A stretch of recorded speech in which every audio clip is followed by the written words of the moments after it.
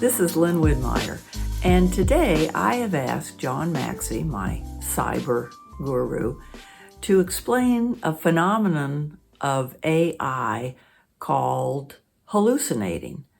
Apparently, in AI on applications like ChatGPT, if the AI machinery does not know an answer, it can make it up. So here's a little video about what hallucination is when we talk about AI. If you would like to see my full interview with John on what the heck is AI, please go to my website, lynnwidmeyer.net. Thanks. Now, last month when you called me about this, Lynn, I went on to ChatGPT, and just for fun, I said, "Who is Lynn Widmeyer?" I'm sure it said a brilliant woman. It said, and I'll quote, and I'll send this to you. It said, "As of my last update in January 2022, there's no widely recognized figure named Lynn Widmeyer." Oh, I'm. But then it said, "Is there a particular Lynn Widmeyer you're referring to?" Oh. And you can see, I said, yes, in West Virginia. Let's narrow it down that should narrow the field. And we have to learn how to ask the right questions. That is very important. So it responded back, "Lynn Widmeyer is a West Virginia state senator who represents the 2nd District." That's way up north in the state. That's not even in all, yeah. "She is a Democrat and has been serving in the state Senate since 2018. Widmeyer has been involved in various legislative issues concerning education, healthcare, and environmental conservation in the state of West Virginia." It illustrates a very common problem with artificial intelligence. This is what you call a hallucination. Where they will do these things. There are cases, we've been watching some of the trial here in the past couple of weeks, and we know that this is Donald Trump's trial. The Trump trial. Yeah. And we know that the attorney in that case had gotten into trouble a year or so ago when he asked ChatGPT for a series of court cases that backed up his request to be released from prison and early. Well, ChatGPT didn't know of any cases, so it made some up. Oh no! And he turned them in. Yeah, he turned them in. And the judge looks at him and says, "Well, these are just made up." And he's like, "Well, sorry." Because ChatGPT wants to give you an answer, and it's going to, but it's one of the things we have to educate ourselves about. We have to know how to ask the right questions. Trust but verify. It's a tool, and we have to learn how to properly use the tool.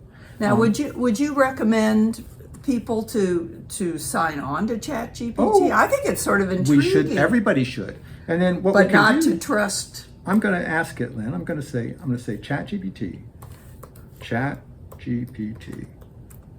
That is not true. Oh, that's... Lynn Widmeyer is not a state senator. And nor would I want to be. Okay, I'm going to tell it that. Look, ChatGPT says, "I apologize for this mistake. You are correct. Lynn Widmeyer is not a West Virginia state senator.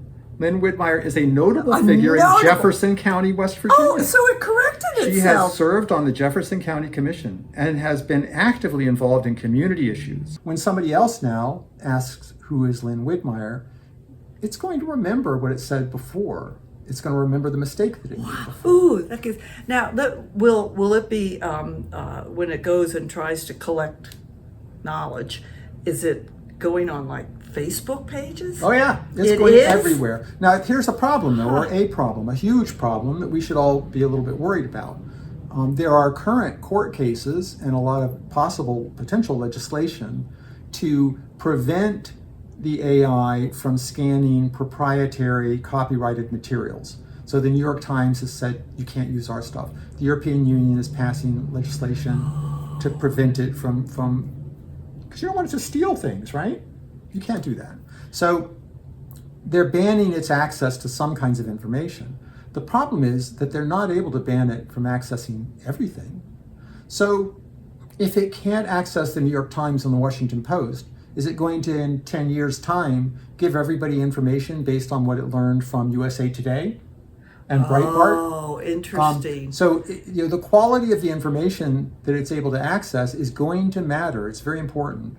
So personally, I think we need new kinds of legislation. We can't ban its access to copyrighted material. We should prevent it from copying it. We should prevent it from regurgitating back exactly or even give near credit it. or give. And it needs to give credit. But it's just like we don't take a student who spends years getting a PhD in medieval history, and then they write a book.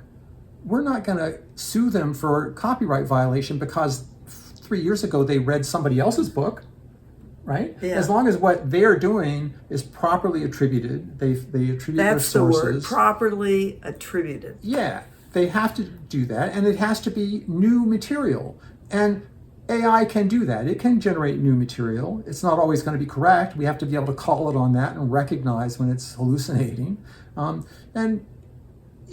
we can, at the same time, really, it would be a mistake to limit its access to high quality sources because it's just going to make it. It's going to go to secondary. Yeah.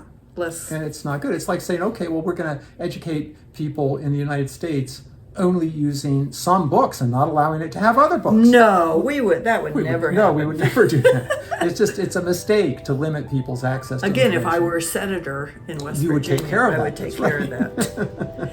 Yeah. Thank you, John. You're very welcome.